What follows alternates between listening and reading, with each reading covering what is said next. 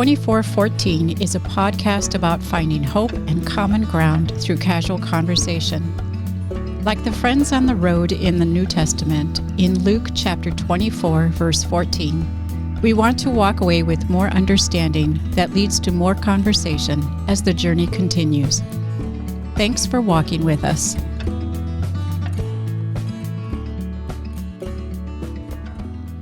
Hey, welcome to 2414. My name's Dan Weber. I'm sitting across from co-host and friend Shane Welter. Hello. And friend of the show, Brenda Segovia. Welcome, friends.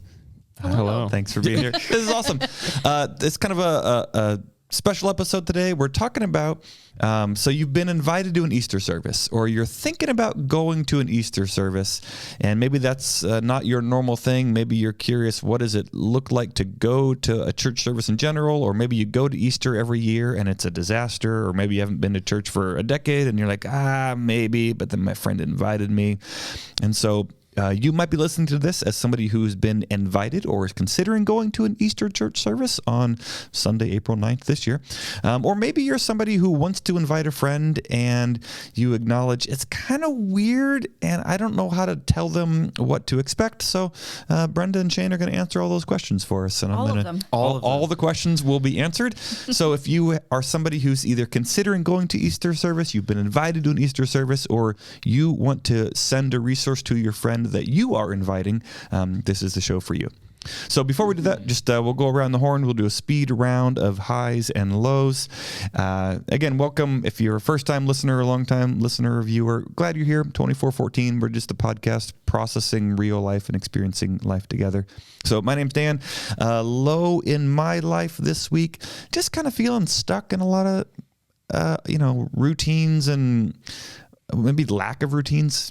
I'm not doing the things I want to do in the morning or in the evening, and I'm grumpy with my wife and kids and just kind of feeling stuck. So I don't know. I don't need to go more there, but yeah, just kind of stuck. And then highs, there's some great things. I found a local brewery and have had a couple occasions just to go get a beer with a friend in the evening, nice. No agenda. Yeah. And it was so refreshing just to have real conversations about hard things and good things, and not some contest where we're pretending to have it all together. It's just like, hey, this is hard. Yeah, that does sound hard. Well, this is hard in my life. Yeah, that does sound hard too. Hey, this is a cool thing. Oh, I'm happy for you. And just like a no agenda, real conversation, have a beer. Mm-hmm. So anyway, that's highs and lows for me. Nice. Shane, we'll have you go next so that our special guest can have more time to think. Yeah. I'll say... excuse me.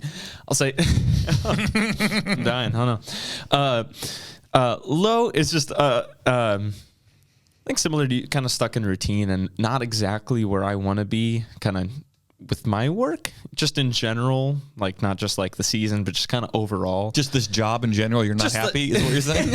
I'm not yeah. I'm just kind of stuck see my resignation with my work in general. Wow. I just mean like, kind of looking back what I was doing like a year ago to now, it's just like, it's not exactly where I want to be at in general. Yeah. But at the same time, yesterday and just kind of throughout the week, I've just been very encouraged by people in my life, people here at St. Luke's, and just like, man, people are awesome here. And I just feel very encouraged and just uplifted with that. Like, it sucks now, but I'm going to do better. And so, yeah, I just been feeling that. So very encouraged through all the people in that. So yeah, cool. It's a kind of abbreviated high-low. You said highs and lows sound like almost two sides of the same coin there a little bit. They are. Kind of discouraged, but also there's a lot of encouragement. Yeah.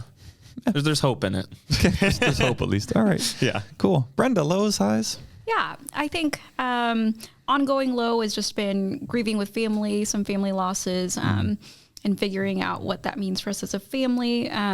But also it's bringing us closer together this season. So that's been something good to come out of it. And also last night here, our last Lent service was really, really, I don't know, I guess powerful, the message and the music and hanging out with people. I went home like on a high of just the night, and I was here with Adam, my husband, and we drive separately because we get here at different times. But I call him on the way home. Like, I was just with him in the building, and then I called him and said, let's just talk about tonight because all of these great things. And eventually I'm just gushing so much that he has nothing left to say. He's like, yes, I also had a great time. Like, but what about this part? Like, do you remember that? That just happened 10 minutes ago. So yeah, last night was that we were together and experienced hand in hand. Remember that? I remember that. I do. Aw. Yeah, so that's a high. That's really sweet. Thanks for sharing. That's really awesome. Cool. So I want to kind of we're speaking to a couple different audiences today. So some of our listeners are church-going folk, maybe even here at St. Luke's, and you're used to just the normal conversation we're having about life and faith and the normal things of our existence.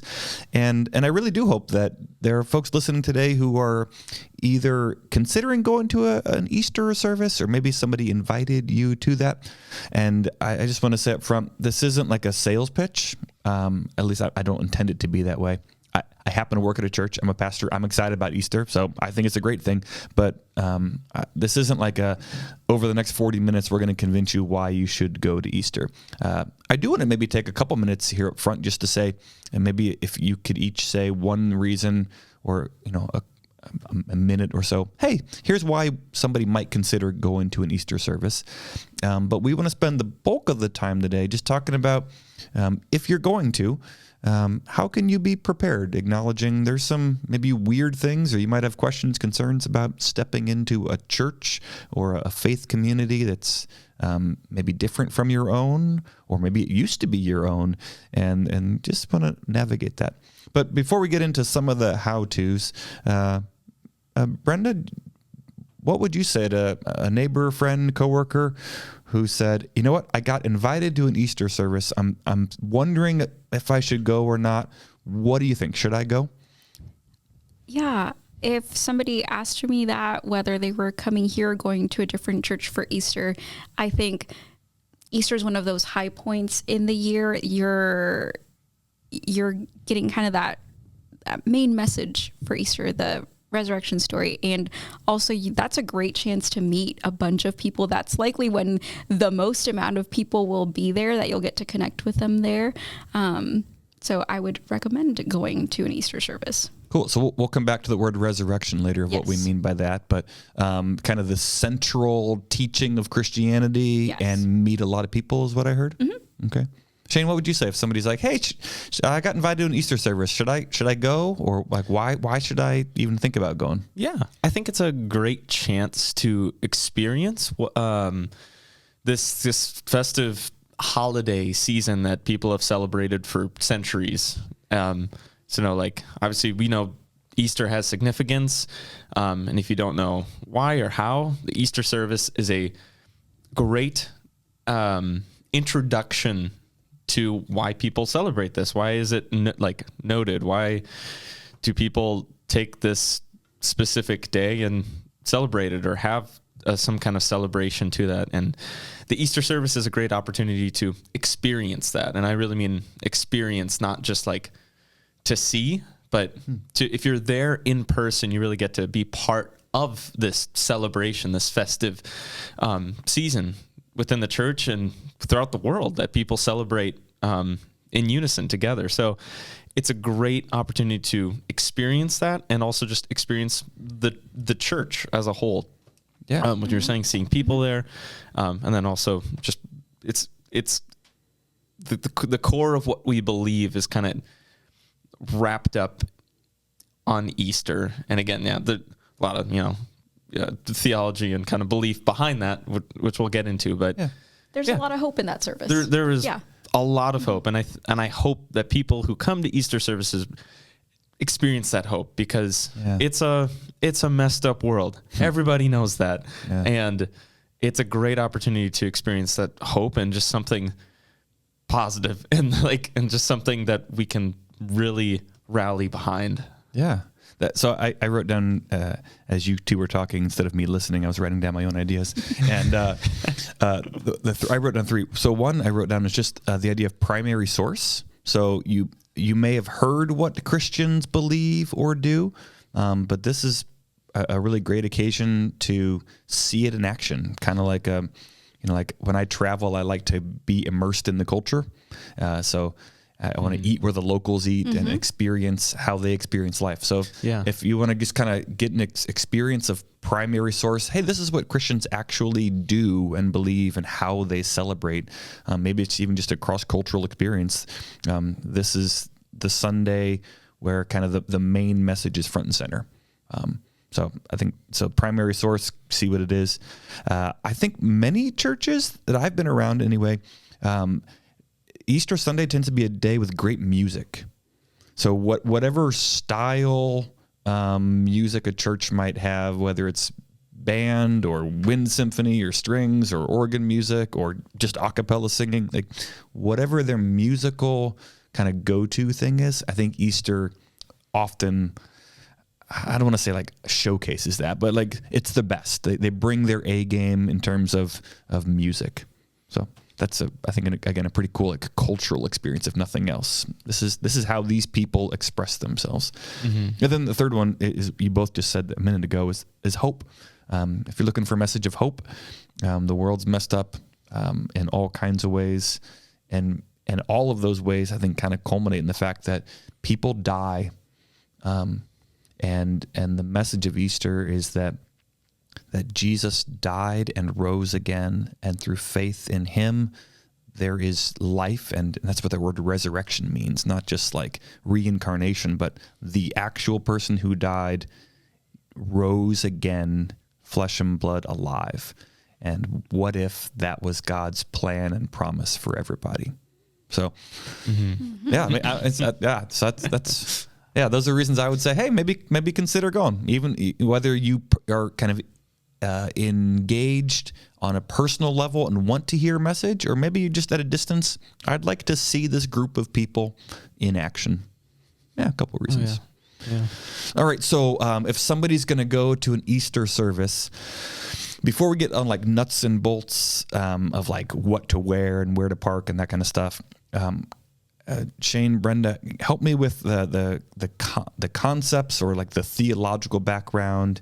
What would some baseline things, what would be most helpful for somebody to know stepping into an Easter service, like the worldview of Christians?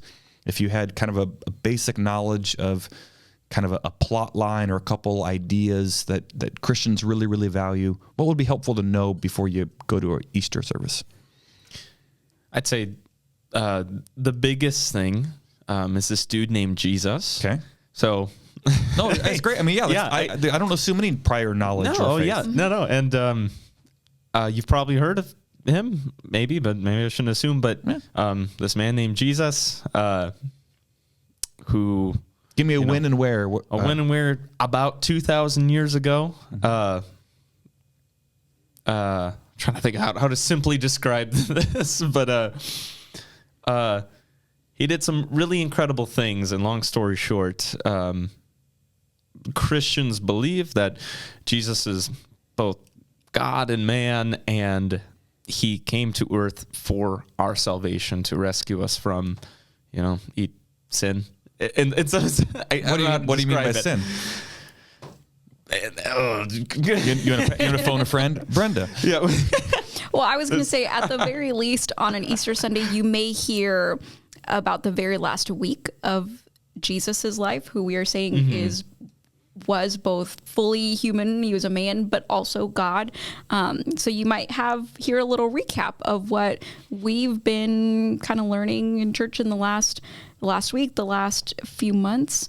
Him riding on a donkey and coming in, and people praising him and recognizing who he is, but then his last meal with his friends, with his disciples, those were his friends, and him dying on a cross and what that was like, but knowing that the story doesn't end there. So that's why Easter is so big, such a big celebration, because we've walked through that week. Our last kind of church service is usually pretty dark, pretty heavy, talking about that death. And so that's where it really is a service of hope on an Easter Sunday. So at the very least, you might expect to hear a little recap of that last week in this man, Jesus's life, that you may or may not have heard of before. Yeah. I'd say add a couple of things that Christians believe there's a God, and this God created everything out of nothing, and it was good. And then he created mankind, and we thought we could do a better job of being God, and we had better ideas of how it should go. And out of that, like, everything kind of broke. And that's what Shane, I think, by sin is when we go against God's plan for us. And so God could have punished us and said, I told you so. But instead, he chose to come down into the world he made in Jesus. And he healed and he loved and he taught people and he scolded people. And people said, we don't like you. And so they put him to death by a Roman capital punishment, crucifixion. And yet, even though they meant it to harm, this was God's plan to say, all of the punishment that all of mankind deserved has been put on Jesus, the man, so that God's wrath would be like appeased, like the punishment would be taken care of, and now we can be made right with God through Jesus. So I don't know. That's probably a little too abstract, perhaps, but yeah. I think you said it. It would be helpful to know, like, if you had no concept of Christianity, Easter is kind of be very confusing. But I think, okay, there's a God who made the world. We broke it. He sent Jesus to fix it. Kind of reversal of reversals. He gave life by dying for us, but that's not the end of the story, that he actually rose again and gives us hope that we'll rise. Mm-hmm. Cool. That sounds great. All right. So what I've got a few ideas of my own, but what do you two think are people's concerns about coming to a Christian church on Easter? I think one of the concerns is just knowing what to expect, so they'll put the address in Google Maps and they'll find their way here, but will I know where to go? And once I'm there, will it be obvious that I'm new here, that I don't usually come, so I won't know which doors to go through, where to sit, what to wear, how long is this going to be? All of those things of just not knowing what to expect if it's their first time. So what should they do? What should they do? I think it helps. The more open you are to talking to somebody else, the better. You can go to various places, new places for the first time, and just mind your own. You can go and just mind your own business. I'm coming. I'm gonna sit in a pew. Go into the church. Sit down. A pew is like a bench in a church. It's a chair. Yeah, it's a long chair. It's a long chair. Community chair. Yeah, you can go experience the service blindly, and that's it. But the more open you are to talking to other people, the better the experience all around. Humans are social creatures. Regardless if we like it or not, we need people, and I think that really shines going to a church on Easter, because I think people are talkative, and not only talkative, but if you have questions, I think most people at our church of St. Luke's would be more than happy to answer them. And if that's questions of like, where do I go? They could tell you in an instant. Bathrooms are over there. Yeah. You sit in there and I think our leaders of the church, you, Pastor David, and kind of others, I think we do a fairly good job of kind of helping you with the service, that nothing is going to kind of sideswipe you or take you off guard, that we kind of set our expectations like, hey, we do this. There's this call and response thing we do. Hallelujah, Christ is risen. Yeah. He is risen indeed. Hallelujah. And it's just thing we do, and that might kind of be something that might catch you off guard, but it's call and response written on the screen, and then things are kind of spelled out for you so that you can understand kind of what's happening to the best you can. Yeah, so that makes sense. Yeah, we can speak, the three of us, firsthand about life here at St. Luke's and Federal Way, and I guess I would expect or hope that many churches have a lot of similarities to the things we're describing here, but some might not. So I guess I would say is if somebody invited you to a church service, that you could ask that person all of your questions and they aren't going to be annoyed or discouraged or think less of you. So if somebody said, hey, here's the thing, Easter is at 8:15 on the 9th, I think they would almost expect you, and they'd probably be honored if you asked, okay, so where should I park? When should I get there? What should I wear? Like the person who invited you would be a great person to ask all your questions to. And they don't assume anything, I would hope. Yeah. And I would say if you ended up going to a church for Easter or a different Sunday that you're not going with somebody that invited you, if you're just showing up, I would encourage you to tell somebody that you are there for the first time. I've done that before where I've gone to visit a church or I'm out of town. I'm just happen to be there. And I'm the type, I will stay in the parking lot until I see other people walking up so I know which door to go through. And so then That's a veteran move. That's good. So then I'm waiting, like, okay, people are going, they're using that door. That's the door to use. So I get out, I start walking, kind of catch up. I'm with the crowd. And I will tell somebody, whether it's somebody who's at the door, maybe as I'm walking up, like, hi, this is my first time here. Is this the way to go? Like, don't be afraid to let somebody know that you're there for the first time, because you'll either get somebody saying, oh, it's our first time too, let's go in together. Or you'll get somebody saying, that's great. Like, this is my church and let me introduce you to somebody. Let me show you where things are. People will be happy to hear you kind of say that out loud. Yeah, it almost reminds me when you go to a restaurant, sometimes the waiter or waitress will say, hey, is this your first time or have you been here before? And because they don't want to assume you know things. Maybe there's something unique about that restaurant and they're happy to tell you the features. I think, Brenda, as you were saying that, it made me really happy and thankful that's our at least, again, I can't speak for every church, but that's our context here. Because if somebody is invited you to church and maybe you're not a Christian, you might have a very, very different impression of what Christians are like. There's a lot of shouting and sign holding and grumpy faces on the news, and that's evangelicals or whatever it is in Christian America. And there probably are churches like that. But I think most Christian churches are actually really loving, normal people who are happy to see you. Yeah, I agree. Yeah. So that might surprise, but like I really do. I think many of them are just good people. Yeah. And I'll add something too. If you're worried about who to talk to, like who should you say, this is my first time here? What if you accidentally say that to somebody else who's like, me too. Like, I don't know. Great. We have, first of all, great. You got a buddy. Yeah, you've got a buddy. But then also, we have our ushers and kind of other volunteers at the service have these bright green polos, and you can always look for those. In case you're wondering, this bright green polo with, I think, St. Luke's written on the shirt. You can always ask them, and they're always happy to help you with any other questions you have as well.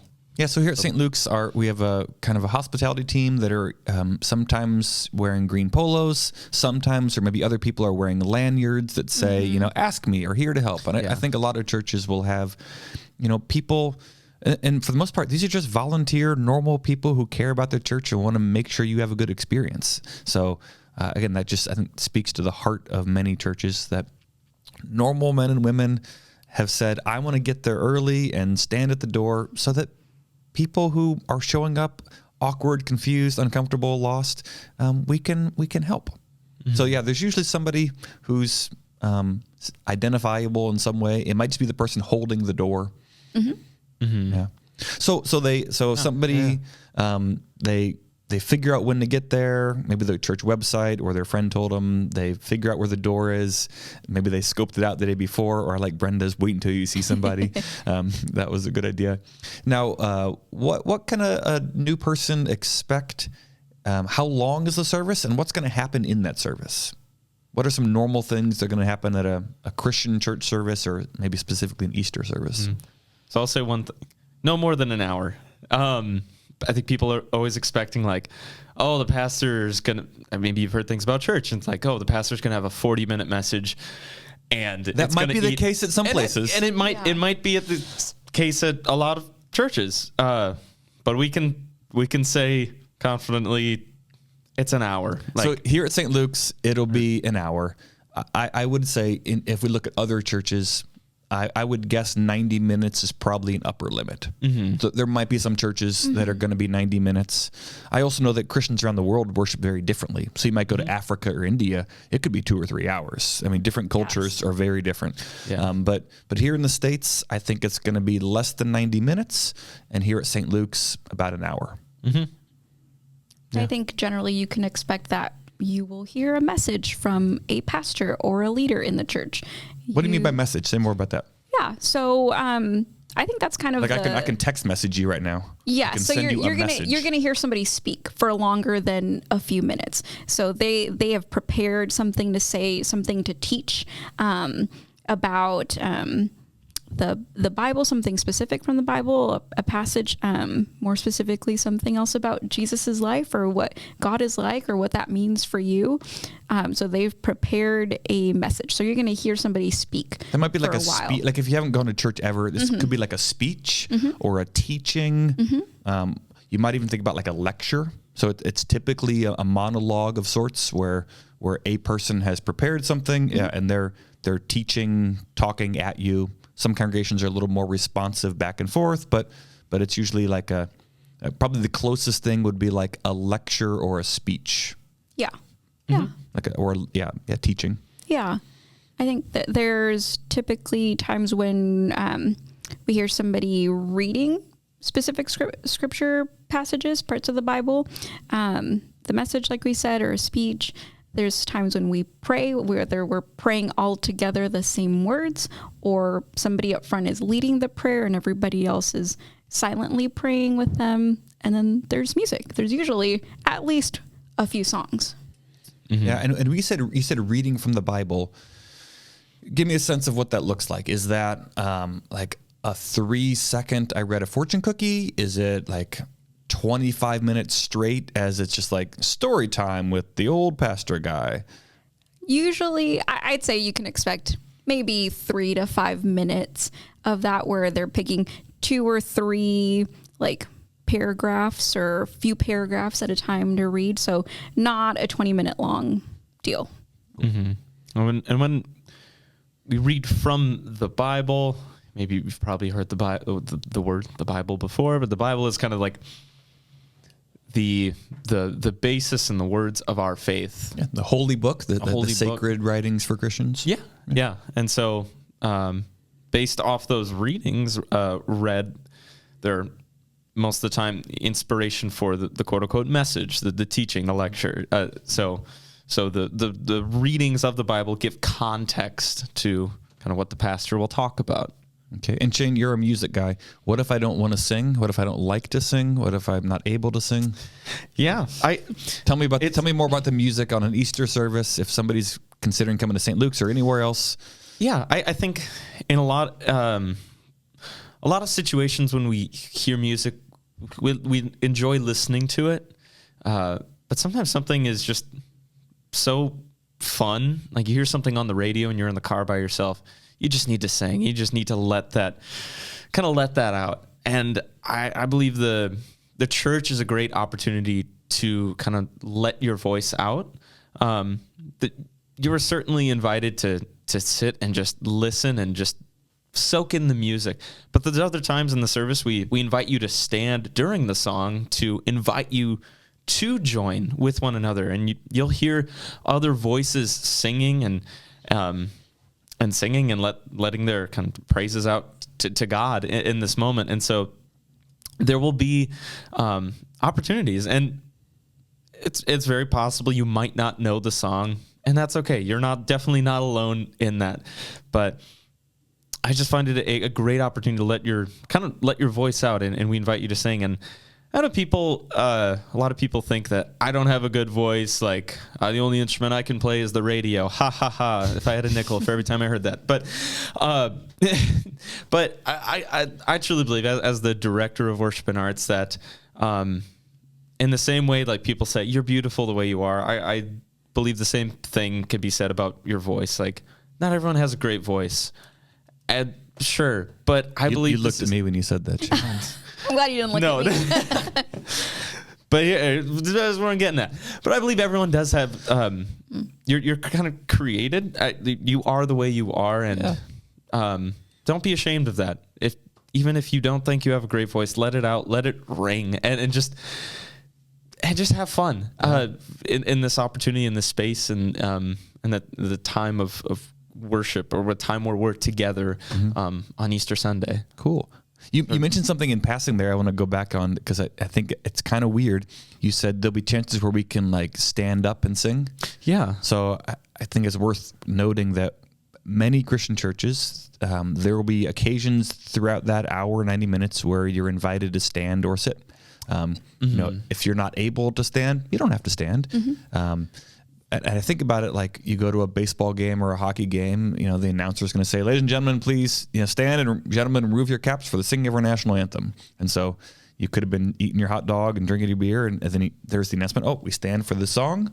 And sometimes you sing along, sometimes you don't, and then you sit down, and you know, somebody hits a home run or scores or makes a great play. Everyone, you know, kind of spontaneously stands up and applauses. So even at, you know, very secular, normal things in life, there are certain rituals that are just part of it. Stand up, sit down. So there is a bit of that at church. Sometimes it'll be clear why. Other times you might just feel like an outsider a bit, like kind of an observer of, okay, I guess this is what they do at this time. And, you know, I guess I'd say as long as it's not very uncomfortable or going against conscience, just kind of go with the flow. Yeah, and I'll add something to that as well. I think there's various occasions in life where we go to like a performance. Like my wife Lauren and I, we went to see Avatar a month ago, or Avatar 2, whatever, in the theaters. And you go, you sit down, you watch it, and at the end of it, great. Like, it was a great experience. You leave, but kind of what I was saying before, you can witness something, or you can be part of the experience. And I think in church, you're part of the experience, and we invite people into the participation of we're not just sitting there and watching for an hour, but we invite you. There's instances where we sing. There's instances where there's kind of call and response stuff. So expect to participate. Yeah. Or at least you're invited to participate. Yes. You don't have to, but know absolutely. that you'll be invited to engage in the happenings. Yeah. And the room people in the room are involved. It's not just the people up front and the musicians do their thing and you're just sitting there. So not a performance. Yeah. Or in some sense, you're part of that. So. Yeah, I was going to say, comparing it to going to a performance, like if you go to a concert, there is an expectation there too that you would participate a little bit, because if everybody was just standing, no expression on their face, not a clap, not an anything, it'd be really awkward for the band up there. Like, this is weird. That's not what it is. Yeah. And same here. I think for anybody that's leading up front, but also just for the rest of the room, if the majority were just no expression, not engaging, nope, I'm not going to say anything out loud, I am not going to sing, I'm going to sit here with my arms crossed, that really changes the experience for the leaders, but also everyone else in the room that did want to engage and participate. Yeah, that's not how you go to a Sounders football game or a Mariners game. You engage with what's happening. So Shane, when you went to Avatar, did you paint yourself blue and have a tail, or? Yes. No, I'm kidding. I didn't know. Right. I don't know. No, you don't. All right. So tell me about church though. So if somebody's considering coming to Easter, what do I need to wear, Brenda? So nobody is going to turn you away at the door if you are in your sweats, if you're dressed down in your PJs. Like, that's not going to happen. But I will say, for the most part, especially on an Easter Sunday, people tend to dress up. So if that's something that matters to you, if you don't want to feel like very uncomfortable because you're not wearing what everyone else is wearing, Easter's people usually dress up. And by that, I mean women will wear skirts or dresses, or like a nice shirt with their pants, and a lot of men will choose to do their nicer jeans or like khakis, so they're dressing up. Or they're wearing ties or not. There's an Office reference because Shane doesn't watch The Office. So it's when they have their Christmas party down in the warehouse and Daryl invites the girl, Val, and he's like, oh, it's real nice. And she dresses in like this prom dress. And he's like, oh, and I meant like nice jeans. Nice. So this is the 1 or 2 occasions a year where I will wear a tie. So this isn't like tux dressed up. I think Brenda mentioned a lot of ladies will wear skirts or dresses. I think you'll probably see just as many in jeans or khaki as well. You'll see tennis shoes, you'll see heels, you'll see polished black shoes, you'll see hiking boots. So be comfortable and just know that there will be that kind of wide spectrum of what people will be wearing, what's dressing up for them. Yeah. And like Brenda was saying, nobody's going to turn you away. You can wear whatever you want as long as, you want as you're clothed. Yes. Please be clothed. All right. That's good. And at the same time, like saying it for your own sake, like you don't want to feel like an odd one out. Yeah. But at the same time, be comfortable. Yeah. What would you wear to the Olive Garden? Yeah. Like that sounds like whatever you would wear to the Olive Garden is going to be just fine for church. And also you don't have to, you could wear flip-flops and holy jeans and a t-shirt. It's great. And if you want to dust off your old choir tux, Shane, are you going to wear a tux? Do you have I still have that. You people would probably look at you if you wore a tux. If you wore a tux, people would look twice. If you wore a suit at most churches, people probably wouldn't look twice. If you wore jeans and a polo, people probably wouldn't look twice. Right. If you had if a man was wearing a very thin tank, like a very revealing tank top, people might look twice. So somewhere between tank top and tux for men. Yeah. Yeah. Yeah. All right. Which is a wide range. There's a lot you can do in there. Now, it seems like the church is always asking for money. Do I have to give money if I go to church on Easter? No, you don't have to. Is there going to be like a timeshare sales pitch where I'm going to be subjected to a sales tactic hard sell? Not a hard sell, but you can expect that there will be, we call it an offering. So there will be an ask of, if you came prepared to give an offering, if you want to support the things that are happening here, here's how you can do it. You can either drop it physically, you can mail it, do all of that. But I'd say that's like a very soft ask. Like, here's an opportunity if you want to participate in that way. And if not, that's okay. Yeah. And to add to that, the church's operations is it runs through the people.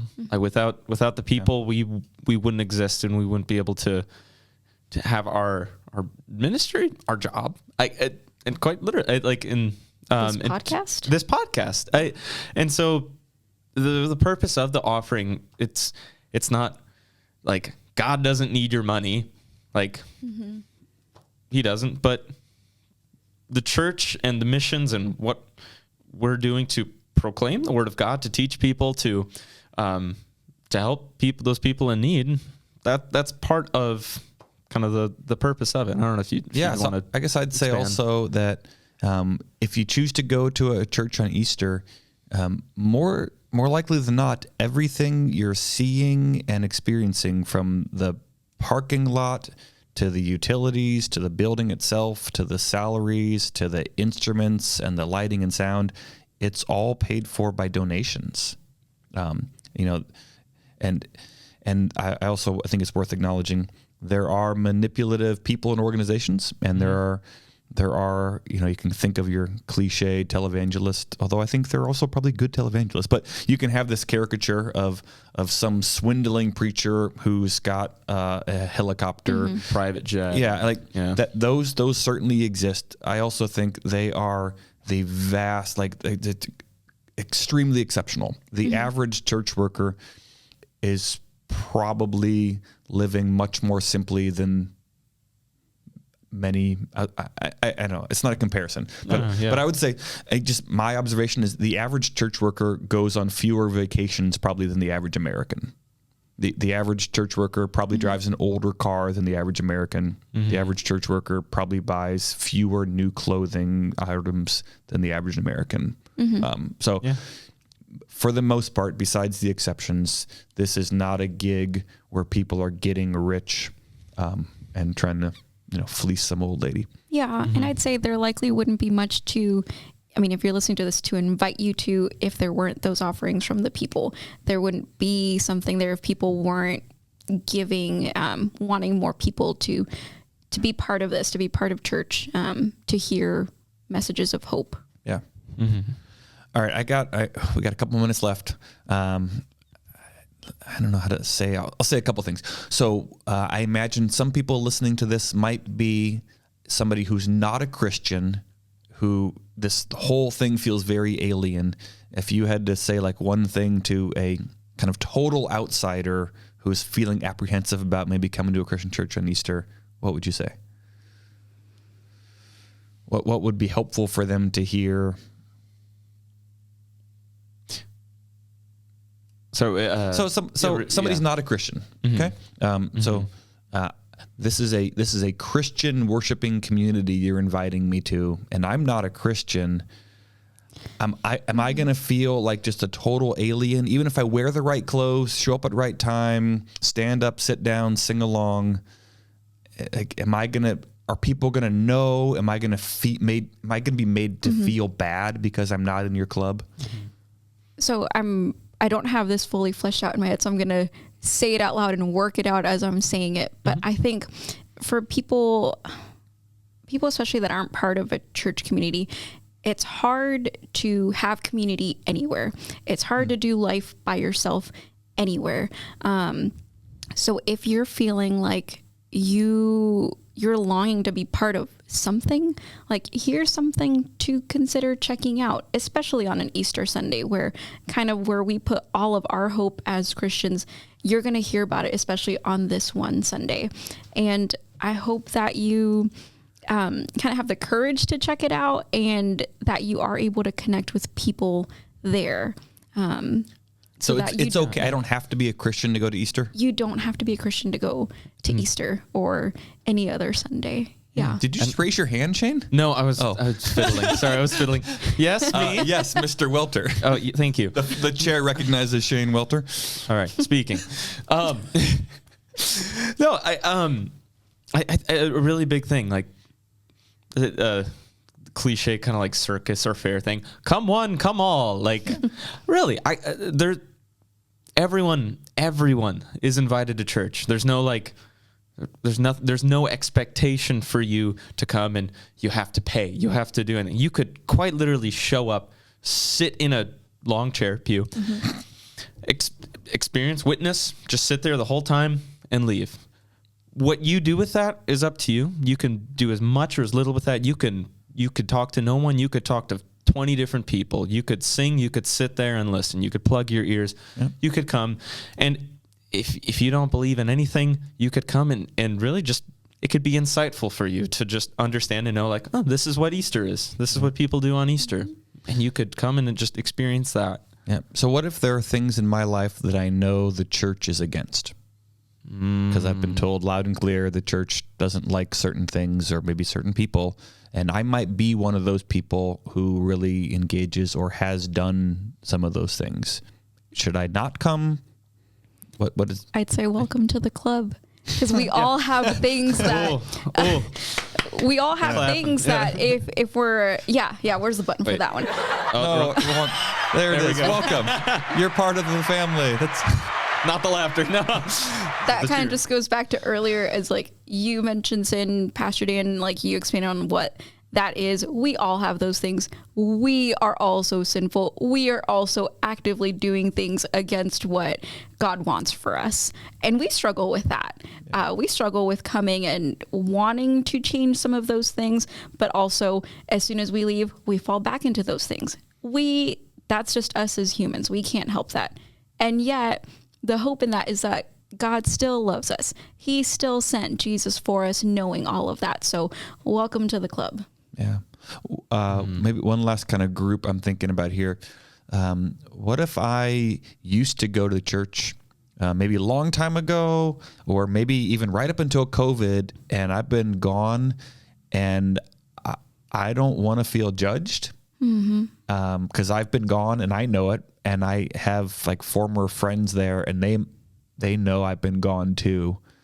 Like I feel like that's a significant like burden for some folks. And so what might we say to somebody who's feeling that? We miss you.